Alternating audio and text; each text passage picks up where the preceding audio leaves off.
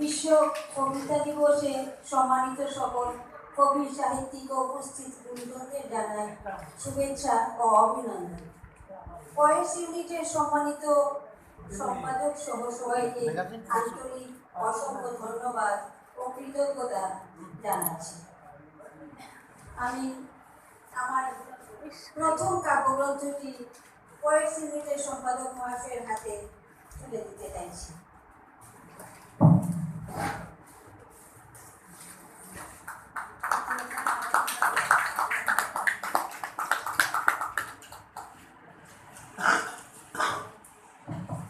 এবারে আমি বিশ্ব কবিতা দিবস উপলক্ষে একটি কবিতা শোনাচ্ছি। চোখে তার কবিতার নাম কবিতার মূর্ছনা। চোখে তার স্বপ্নের উজ্জ্বল শিখা, সে অন্ধকারের আলো ভর্তিতা। তার চুম্বনে বাগানে ফুটে ফুল, প্রাণে বন্যা ঢালে। সে ব্রহ্ম কমল, সারা রাত জেগে থাকে স্বপ্নের পরব হাতে নিয়ে।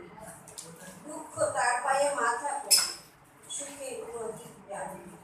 সে আমার সুখ বিলাসে নীরব কামনা, সমস্ত তুচ্ছ অর্থহীন কথা হয়ে ওঠে আমার কবিতার মূর্ছনা।